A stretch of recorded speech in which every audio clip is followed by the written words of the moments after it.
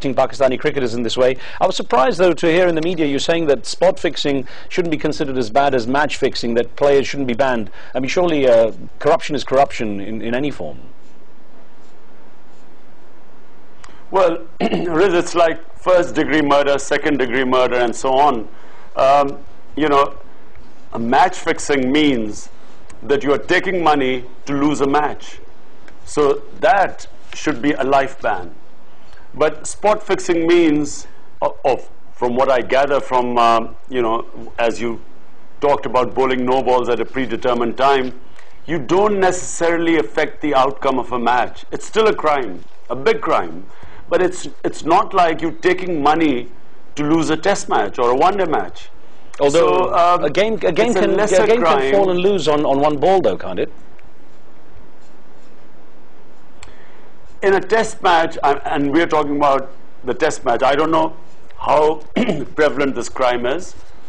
I mean, this could go on. I mean, for all I know, this could be prevalent everywhere, because it is almost impossible to detect when someone has bowled a no ball because he's got a signal from the bookies, or it's just he's made a mistake. So it's impossible to detect that.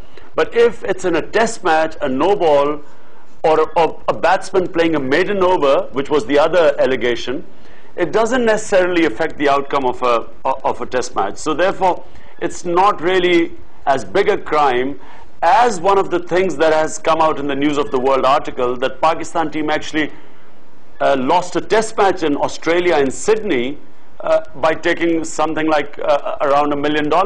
Now that is a serious crime. That should be a life ban. Right. I want to put an email to you we got from Pakistan, from Muhammad Bilal Awan, who wrote in saying, "It's been an ongoing international agenda to make Pakistan a failed state in every way. This cricket scandal is another attempt to victimize Pakistan yet again." It's really it's a very sad situation for Pakistan, to be struggling with a very terrible image in the West as, you know, the hub of terrorism, and then we also have the floods and the disaster taking place, and now this on top. And I wonder really what this is doing for the morale of Pakistanis. Well, I can say that first, the war on terror, Pakistan had nothing to do with 9/11.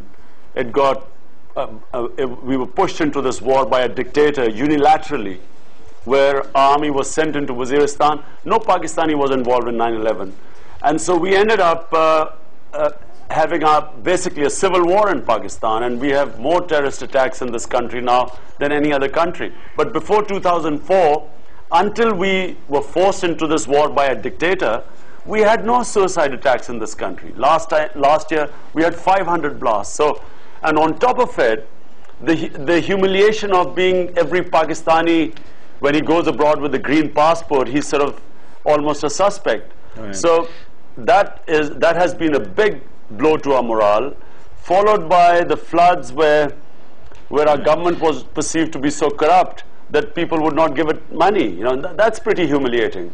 And I think that's why the timing of this match-fixing scandal has been probably so demoralizing. I can't imagine an incident that caused such demoralization in the country as this spot fixing.